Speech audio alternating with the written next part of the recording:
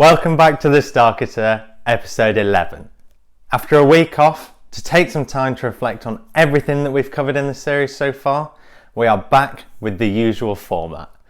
And we're going straight into our key activity for the week, because this week it's to celebrate and acknowledge the big wins when they come around.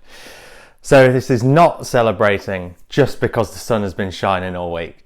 And it's not celebrating solely because the Easter weekend is just around the corner. But it's to mark the occasion that as of today, until social following has doubled from where it was on day one of me joining the business. Now, having spoken about content for the past few weeks, it seemed only right to mark the occasion and acknowledge that this has been entirely down to consistent quality posting of messaging and content and information articles that relate to our audience. So by investing the time in doing that, which has all been done organically, we haven't paid for any of the posts to be pushed forward to more people.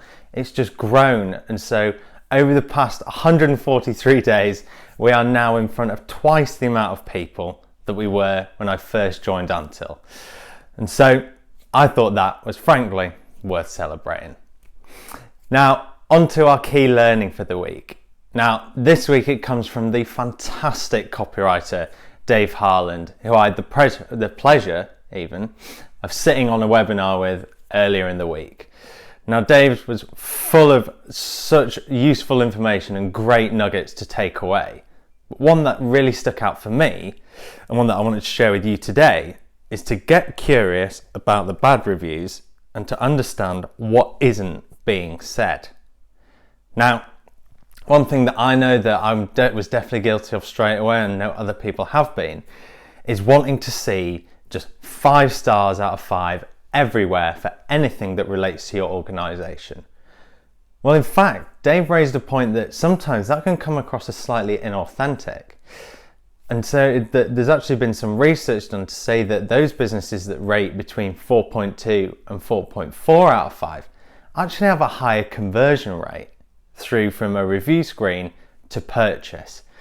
I think what's quite interesting to understand and take away from there is to understand exactly what it is that was marking you down. Because not only does that make you seem totally uninfallible, but it also allows you to identify areas for the business as a whole to grow and develop, to maybe push on to those 5s, but to also see, well, what are we doing right? Double down on that. And maybe what aren't we doing right? That's something to invest some time in and really think about.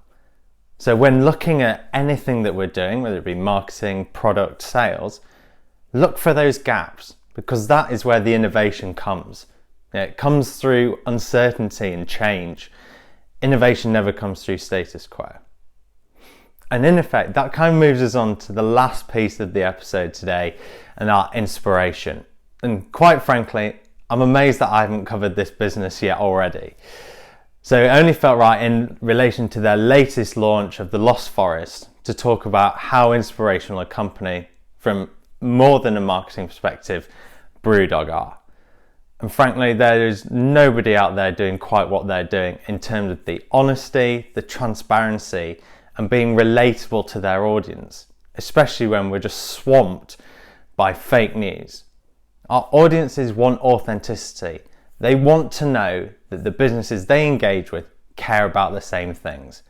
And so BrewDog's big drive, they make beer, but they talk about sustainability all the time because they know that that's what their audience cares about.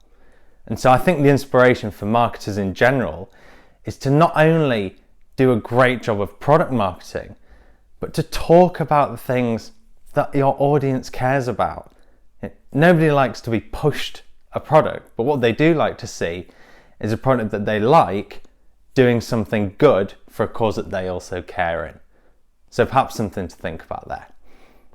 Now next week we'll be back again, and we'll be talking about how marketing doesn't just stop at pre-sale, and how at Antil at the moment we're looking at how our comms throughout the customer journey and life cycle are just as important in retaining as winning clients is in the first place. Hopefully you can join me then. Have a great long weekend. Thanks for watching.